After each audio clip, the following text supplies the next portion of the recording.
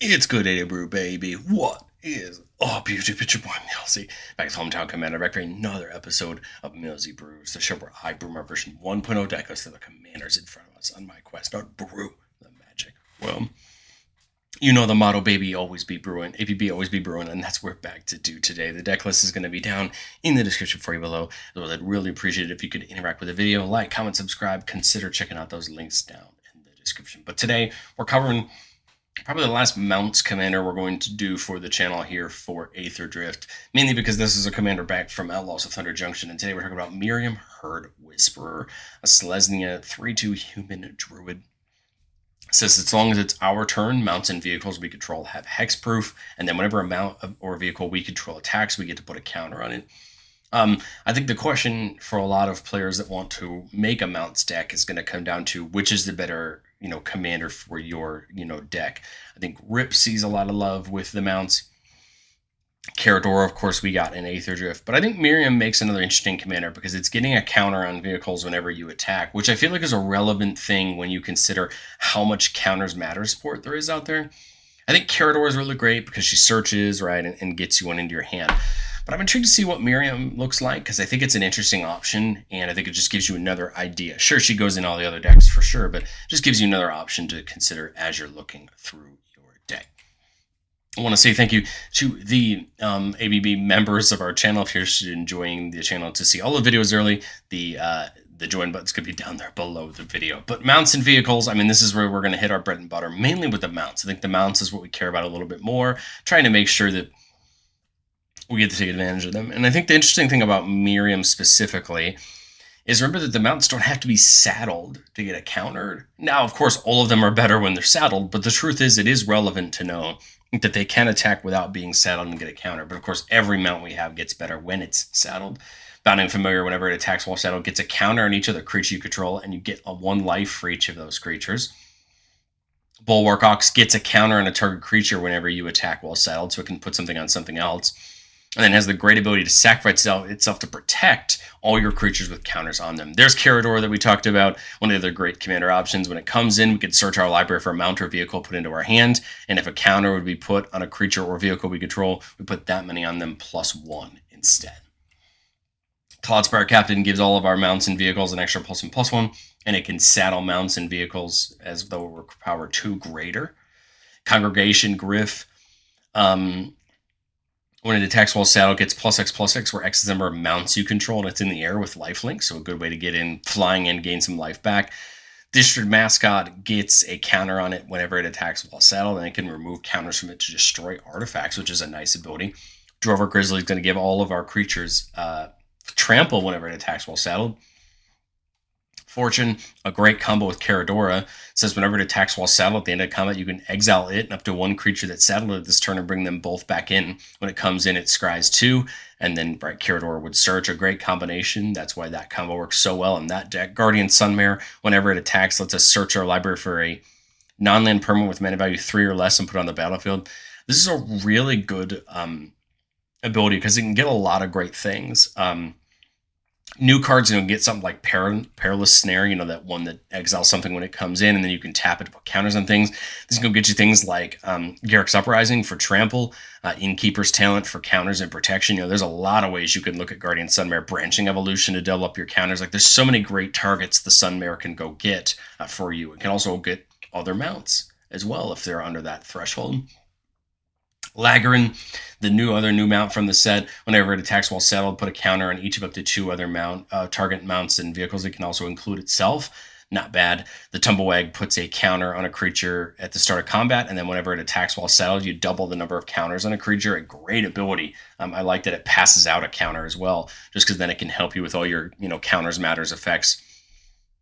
Seraphic Steed, when it attacks while settled, makes you an angel token, a great thing to start amassing in the air, becoming a threat for your opponents. Unswerving Slox makes all your other creatures indestructible. Untaps all your other creatures, makes itself indestructible when it attacks and saddles for 4. Life Cratch Engine comes down to makes all your vehicles into a certain type, and then all creatures of that type get +1/+1, other than Life Cratch Engine. I actually like Mount because that's going to buff all your other mounts. and then turn all your vehicles into mounts so they're going to get that buff. And that is decently helpful. We're not playing a ton of vehicles, but the truth is the vehicles we're playing are really good. Things like Lumbering World Wagon, whenever it comes in or attacks, we get a basic land and tapped, and its power grows for the number of lands we control. Recon Craft Theta proliferates every time it attacks, right, increasing the counters on all of our things. Thunderous Velocipede gives each other creature or vehicle you control an extra counter on it if its mana value is 4 or less. Otherwise, it comes in with 3 additional counters on it. Just making sure that everything's coming with counters, everything's coming in powered up. And then Valor's Flagship can either make us some pilots on cycle or comes in as a nice big threat as a 7/7 first striking lifelinker. I think where we can take this mount strategy and make it even better is remembering that there's so many things that care about counters and making counters profitable for us. Things like Absent Battle Priest and Falconer that give all your creatures that counter on them certain effects. Battle Priest giving lifelink, Falconer giving flying.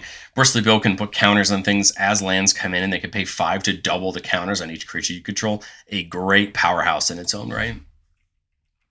Conclave Mentor doubles adds an extra counter for anything that anytime a counter would be put on. Envoy of the Ancestor gives all of our creatures with counters on them lifelink. Sovereign Akanekahau goes the extra step and says whenever it attacks for each creature that has power greater than its base power, you put counters on them equal to the difference. So basically in this deck, for every counter they have on them, they're getting another one, making them even bigger threats in combat. Feldar Retreat can give all of our creatures a counter in vigilance every time a land comes in on our turn, which is huge. I think that's a really good ability because then those mounts could be back to block. Innkeeper's Talent, like we talked about before, at the beginning of each of our combats, we're putting a counter on a creature. We can up it to give all of our permanents with counters on them, Ward 1. And then level 3 becomes a branching evolution or a doubling season, doubling the number of counters that we put on something anytime you would put a counter on something. And then Virtual Loyalty gives our whole board effectively vigilance, and it's kind of better vigilance, right? Since we're tapping our creatures to saddle, what Virtual Loyalty does is put a counter on everything and untap them, basically meaning then they're ready to go, to block, and then, then they're all getting bigger as well. But the really nice part about tapping to saddle and crew is we can play things that care about tapping so that them being tapped is even better than them not being tapped. Things like Interface Ace, he actually gets to crew or saddle 2 things a turn. It says when he becomes tapped during our turn, we untap it. So he gets to crew and saddle equal to his toughness. We basically get to do 4 worth of crew or tap twice, which is nice. Kona actually says at the start of our post-combat main phase, if it is tapped, we get to put a permanent from a hand on the battlefield, a killer ability, especially depending on what we have in our hand, right? Masco the Humorless says that we could play it at any time we could play an instant, and that tapped creatures we control can block as though they were untapped. This is huge because then anything that can attack can block, right? And those mounts are going to get huge right over the course of the game. They're going to become great blockers. Miriam Weatherlight Duelist says whenever it attacks, each opponent can't block with more than 1 creature this combat. This is a huge ability, especially the bigger these mounts get. But I think the even better one, as long as it's tapped, no more than 1 creature can attack us each combat, making sure we can lead back enough, right, to block and make that profitable for us. Rip says that as long as it's tapped at the start of your second main phase, you reveal the top X cards of your library where X is its power and put any number of creatures or vehicles with different powers among them into your hand. So we can give Rip counters, and then we're getting more back at the start of every second main phase. And then Veteran Beast Rider says at the beginning of our end step, we untap each creature we control. Again, great, because then the mounts or the things that crew our vehicles get untapped, and they're back to block, right, as well as attack, which I think is a huge ability that will matter in some games. Wily Duke, whenever we use it to crew or saddle, gains us a life and draws us a card. And then I like Split Up as a kind of interesting board wipe option. So it says destroy all tapped or untapped creatures, right? This is kind of fun because we're going to attack with our whole board and we use all of our board to crew and saddle. We can destroy all untapped, all untapped creatures and maybe hit our opponent's things and avoid hitting our things, right? It's just an interesting option for our deck, considering we want so many of our creatures to attack and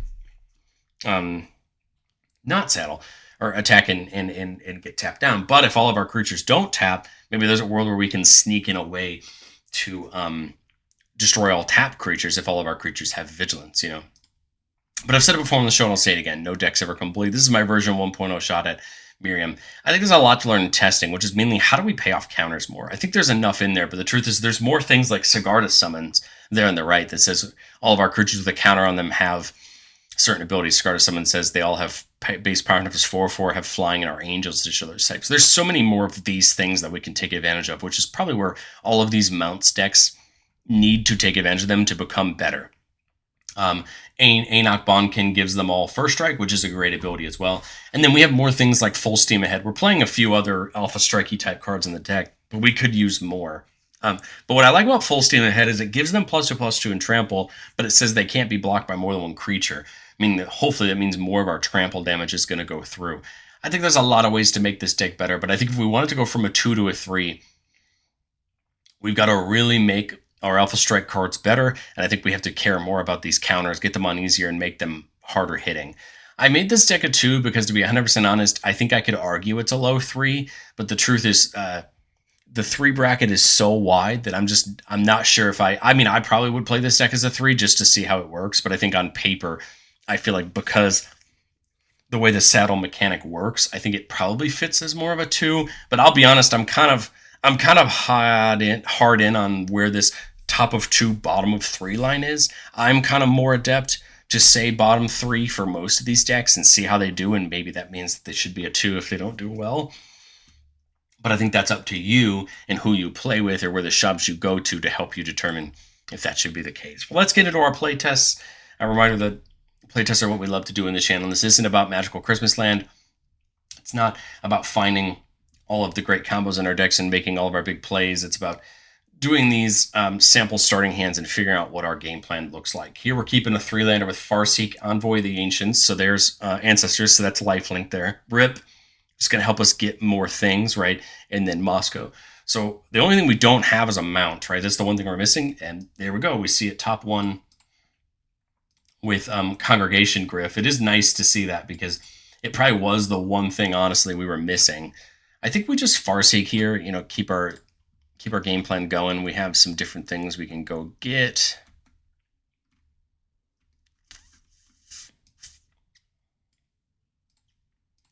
So coming into turn 4, or turn 3, sorry, 4 mana, we can get Miriam down. If we get Miriam down, maybe it's like Miriam plus Innkeeper's Talent. But my thing is we kind of want the Griff to attack, right? I mean, that's kind of the whole point. So I'm kind of thinking the Griff this turn, so that next turn, right? Because remember, the thing that we play that saddles it, it doesn't have to have haste to saddle. So I'm thinking Miriam plus the Innkeeper's Talent. Saddle the Griff is my thought. Give it a counter with Innkeeper's Talent. And then when it attacks, it's going to get another counter. And it's going to get +1/+1 because we have 1 mount. So it's going to be, instead of a 3/6 in the air, it's going to be a 4/7. Again, getting some lifelink, not a bad attacker there. Turn 5, we get another mount in District Mascot. It comes in with a counter on it. 5 mana left. I like Rip because, again, Rip can now crew the Griff and then use its ability. I also don't mind the Ancients, right? But the thing is, this has lifelink. The question just could be, do we want the other ones too? Going to combat, I'll put the counter on the Mascot since it can attack this turn. I think we tick up Innkeeper's Talent for sure this turn if we can't do anything else. We'll crew the Griff with Rip.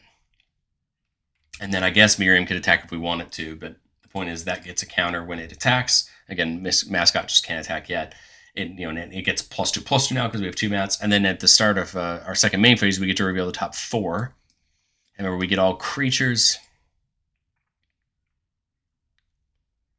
Creatures or vehicles with different powers. Well, all it is the Sloth. We get to put 3 lands on the bottom. And now I think we're in good shape. That Ward 1's going to be kind of nice for the Innkeeper's Talent to start protecting some of these things. I guess now we just need to get a counter on Miriam, right, to give it some more protection there. But I like Masako, right, giving the ability to block. Beast Rider, I guess, does the same thing, right, untapping all of our creatures. So I'm thinking just those 2.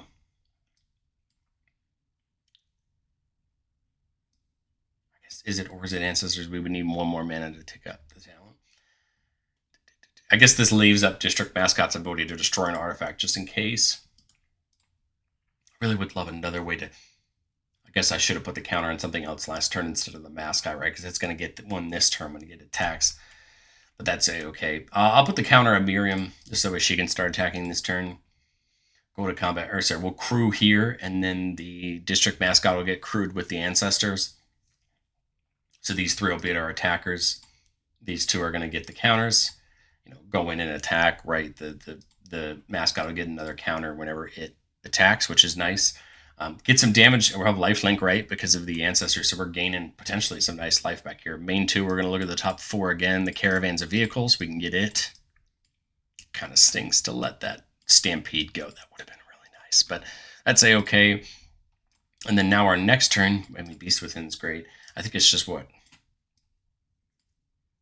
Caravan and the Tumblewag. Remember, Tumblewag gets to hand out a counter on our turn, right? So I think we put one there with that, put one on itself with the Innkeeper's talent. This crews the Griff, this crews District Mascot, attack with these four, right? Now Rip can start attacking and getting its ability, and I think we're just in great shape on this one, having our game plan there. I think all we want is just a way to protect our board. Other than that, I think we're in good shape. Let's get into playtest number 2. Keeping a 3-lander with Miri, a great attacker and crewer that also gives us that ability. Fangs of Colonia can pass out counters, Garrick's Uprising, and then that Ancestors for some lifelink. So I like this one. Got a pretty good start. All we need is one or two more lands, and there's the Lumber Wagon, which can help us get it, right? So I'm kind of thinking Miriam here on turn 2. Turn 3, I'm thinking the World Wagon, only because this can go get me that... This can go get me... Do I need anything particular? This can go get me that land, right, when it comes in. So now we're in good shape, right, having that extra land. Canopy comes in untapped here in turn 4, so we've got 5 mana. I like Miri. Theta could be fun because it can start attacking, proliferating. Miri seems really good, though, right, because it can start attacking. I think there's a lot of really good options this turn. Can't crew the World Wagon just yet. All right, it's a crew 4. I could Fang the Miriam, I just don't like I'd rather overload it, right? Make sure we get to just really take advantage of that. So my thought here is if I play the Theta, get the alien with a counter on it.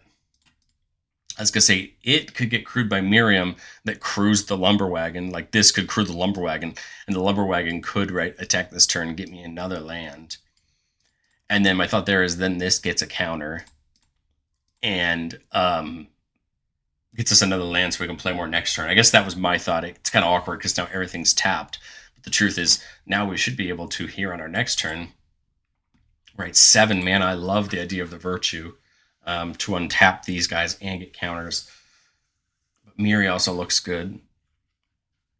Right, so if Miriam crews the Theta, Uprising to draw, right, now that we've got one. Ooh, the Life Grab Engine's nice, too. Miri doesn't draw me, right? Miri doesn't draw. The Proliferate here is nice, right, because we can attack, get the counters on them, and then Proliferate with the Theta. I've got 4 mana left, right? Miri kind of seems good. This could get some lifelink, though, for us this turn. That could be a good option since we know we're going to get counters on things, right? And then...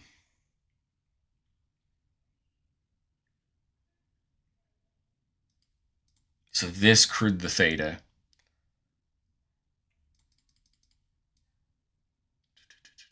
Yeah, because Lumber Wagon's 4. I guess it would have made more sense to play this first, crew this, and then use these two to crew the wagon, right? Then these two are crewed up, ready to go. They both attack, they both get a counter, and then they proliferate an extra counter because of the Theta. Now they both have lifelink, right? And the World Wagon is going to get us another land. This is what I love about this World Wagon. It's just ramping us, allowing us to have more mana to do more things. And now we come back to our turn with 8 mana, play I think the Virtue.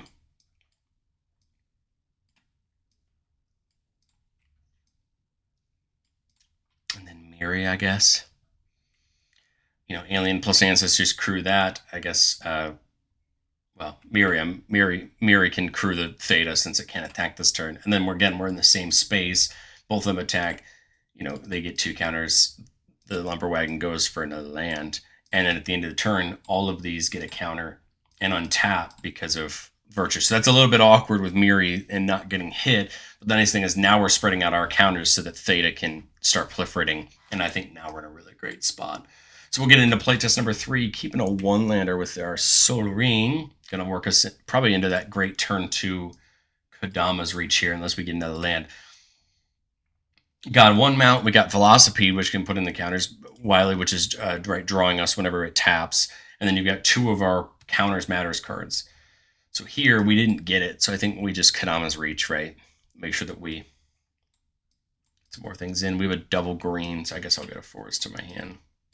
So not a bad. Sorry, that would have been a.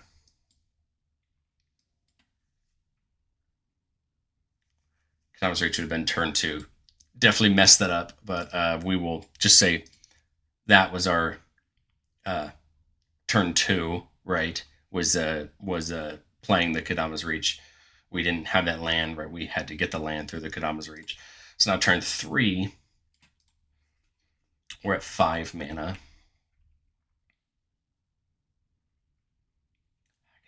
What? Steed plus something else. Like the idea of the Velocipede. I don't have enough to get it something else down. I'm trying to think what's the most I can get down. So many of our things are just awkward, you know, that I'll go, Steed plus Falconer maybe? So that way Miriam can come down next turn and it can get a counter. I'm not entirely sure.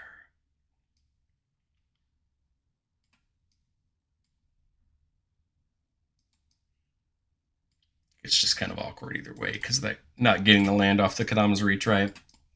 Now turn 4, now we're at 6 mana. My thought is what? I don't have a 3rd green source, so I can't do that. I want to get Miriam down. So basically you have 2 and 2. So I guess Rip. Right? Saddle the Steed with Rip. Right? Go to combat. It gets a counter when it attacks, so it's going to have flying now. And then main 2, Rip's going to let us look at the top, right? Get that district mascot, so now we can get more of a board of vehicles and mounts down. Come to our next turn. There's Sovereign. Sovereign's great for the next turn. We just need to find a way to get counters on all of our things, right? We can give it lifelink by getting the Battle Priest down. I love a way to get everything. The problem is Wily can't. It can saddle the Steed. So Rip could attack this turn. We could still get something there. We have 3 mana left. We could Mascot. Or... can't Velocipede because we don't have enough. So it's either Mascot or Rampant Growth. I think it's the Mascot, right? Got it ready for next turn. Wily will crew the Seed, and we did it right because then there's the white for the Swords Plowshares. It'll get another attack. We'll attack with the Rip as well, just so that way it's tapped. I guess we could attack with Miriam as well if we want to. But again, Rip will go off here. So we get the Flagship and the Caravan. Lands kind of stink, but that is what it is. And then this turn, there's Heroic Intervention. We would have loved the we would have really loved a Lumber Wagon this game. I think Caravan makes sense to get us another mana of a color. And then maybe Sovereign this turn. Or do we wait to see what we draw? I only like this. I guess the Sovereign grows us more, but then it's only certain things. I like keeping the Heroic Intervention up.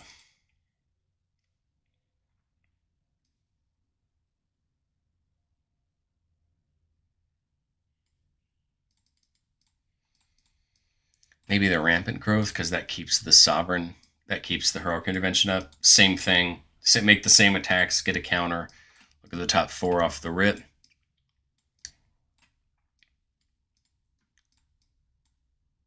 And I think we're just in the same spot. We have a little bit of protection. It's just going to be finding probably something like that. The ability to get counters and everything, so that's sovereign. Just get ahead. This would be nice to crew multiple vehicle, or we could have crewed the district mascot that turn as well. But again, getting this down to settle both of them so that we don't have to with the others. But I think we're almost there. We're just going a little slower this time around, and I think that's why, to me, I'm willing to more default it as a 2, because you're just going to have those slow starts where I think you're just going to get completely outsped by some of the decks. But let me know, what do you think down in the comment section below. I'd love to chat with you about this mounts idea for a deck, and I will catch you all in the next one.